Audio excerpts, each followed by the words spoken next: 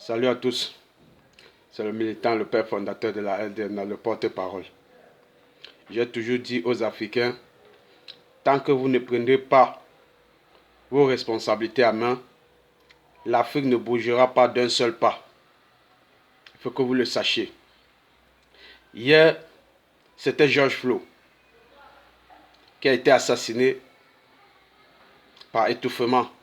Tous les Noirs d'Afrique ont commencé à se surnommer George Floyd. Je m'appelle George Floyd. Aujourd'hui, c'est Jacob Black. Tous les Africains se surnomment Jacob Black. Donc ça veut dire les Africains, tout leur travail, c'est d'avoir la peine pour les autres.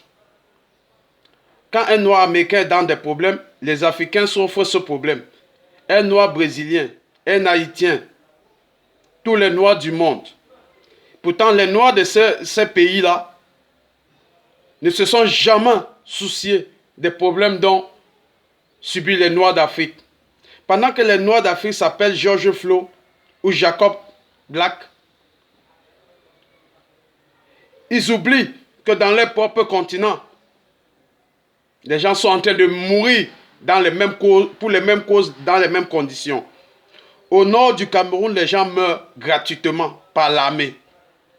Au Tchad, au Mali, en Côte d'Ivoire, tous les Africains sont au courant.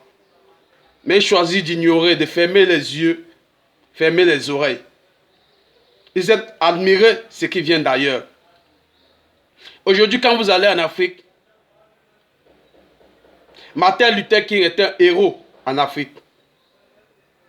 Pourtant, Luther King n'a jamais tenu un discours pour la peine des Noirs d'Afrique.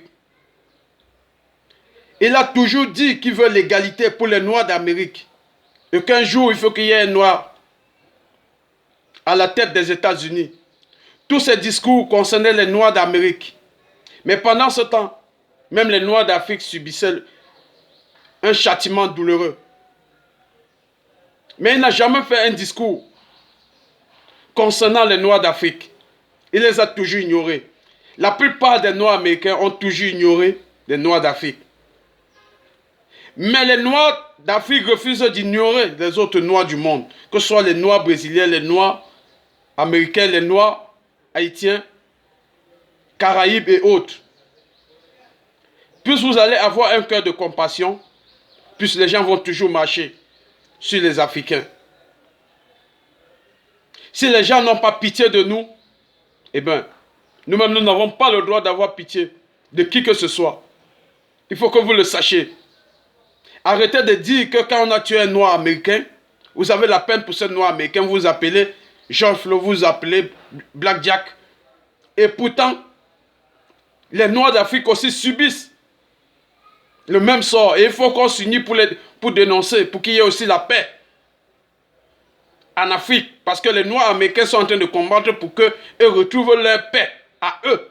Pas la paix du monde, mais la paix des Noirs américains. C'est ce qu'il faut aussi. L'unité pour les Noirs d'Afrique.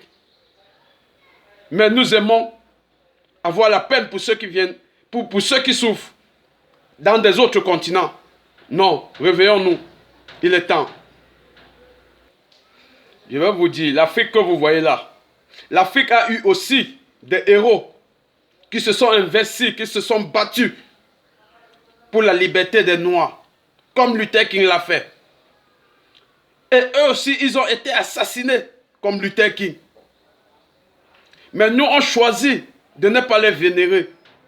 Et aujourd'hui, ils sont entrés aux oubliettes. Pourtant, eux, ce n'étaient pas des corrompus. Ils voulaient vraiment que notre génération vienne trouver la joie de vivre. Mais ils ont été assassinés. Mais nous devions leur rendre hommage. Nous sommes incapables. Nous préférons rendre hommage à Luther King, qui n'a rien fait pour nous, les Noirs d'Afrique. Non. Dénonçons ce que subissent nos frères noirs d'Afrique. Et les Noirs du Brésil, les Noirs d'Amérique, les Noirs de n'importe où, chacun va se défendre comme il peut. Mais sauvons notre continent. C'était le militant. Salut, salut, ciao, ciao.